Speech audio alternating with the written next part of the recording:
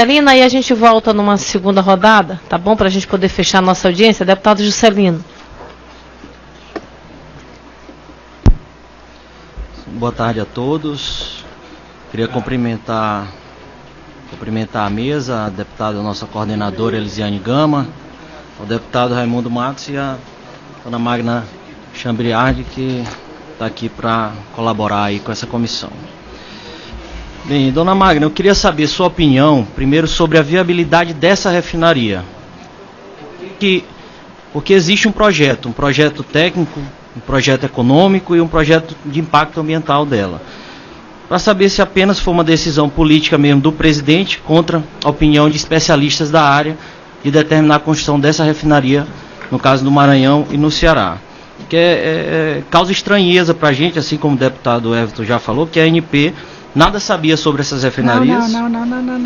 Nesse sentido. Que a gente não foi submetido o projeto de construção. Pois é, a respeito do projeto de construção, porque é o órgão regulador, no caso, está ausente, de certa forma, pelo que eu estou ouvindo aqui, está ausente desse processo de um investimento que são bilhões de reais, que gerou impactos ambientais gigantescos, né? E que ia ser de grande representatividade para o parque de refino do nosso país, né? Até porque se o investidor quiser construir uma refinaria no Brasil, ele não tem que procurar primeiro a ANP? Ele tem que submeter o projeto. O projeto à ANP? Esse não é o passo inicial? Mas vocês veem que o assunto não era totalmente desconhecido. Isso é que é importante esclarecer. Por quê? Tanto é que eles solicitaram enquadramento em regime especial. O que eu disse para vocês é que eles não solicitaram o projeto, a autorização para construção. Não submeteram o projeto e a autorização para a construção. E começaram, né? Uhum. Certo, eu queria saber sua opinião também sobre a necessidade do país sobre novas refinarias e, no caso, também sobre a descentralização das mesmas, tirar dessa região sudeste e levar para o Nordeste, no caso, localização estratégica do Maranhão, que é um centro de distribuição através do Porto de Itaqui, para aquela região, porque isso, como a gente sabe, é uma das causas da balança comercial negativa do país, a questão do refino. A senhora mesmo falou. Eu queria saber qual o déficit de refino do Brasil hoje e qual a estratégia do país para superar esse déficit. Tá certo. Então vamos lá. Opinião sobre viabilidade de refinaria. Eu poderia, se eu fosse só Magda Chambriard, dar uma opinião pessoal. Mas aqui eu não sou Magda Chambriard, uma técnica que pode conversar com o senhor. Aqui eu sou diretora-geral da Agência Nacional do Petróleo. Então eu preciso dar uma resposta como diretora-geral da Agência Nacional do Petróleo. Para eu fazer isso, eu tenho que dizer para o senhor o seguinte: não é atribuição da ANP analisar essa viabilidade. O que a gente faz? Quando um agente econômico nos diz: olha, Agência Nacional do Petróleo, eu quero construir uma refinaria, eu vou entender, essa refinaria tem vantagem econômica para esse agente econômico. Do contrário, ele não me pediria. Se ele desiste no meio do caminho e diz assim: olha, não me é mais vantajoso, também não vou entrar no mérito da vantagem econômica. O que eu vou entrar no mérito é: a sociedade brasileira precisa ter o derivado. Então, nesse contexto é que eu digo, em não havendo a refinaria, em não havendo o refino no Brasil, há necessidade de importação. Como é que nós vamos tratar disso? Nós vamos garantir que existe possibilidade de importação desse produto e infraestrutura logística suficiente para que essa importação via os portos chegue ao consumidor final, onde quer que ele esteja.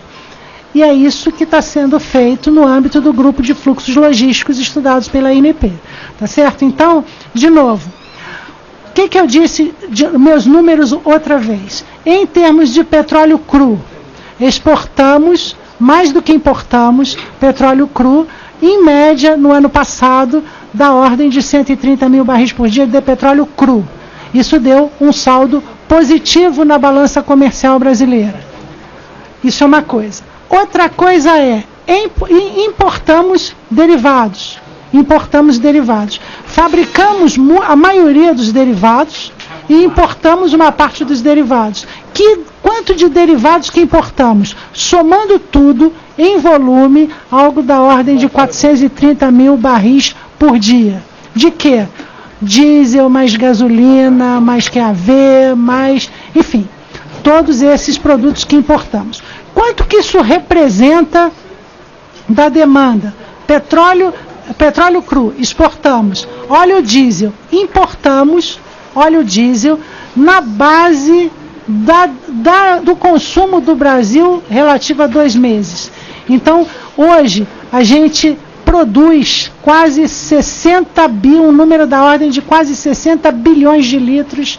A gente consome quase cerca de 60 bilhões de litros de diesel por ano no Brasil. Quanto que a gente importa de diesel? O correspondente a 2 meses e 10 dias de consumo. Tá certo? Gasolina, a mesma coisa. A gente vende gasolina, portanto, demanda cerca de 44 bilhões de litros ano.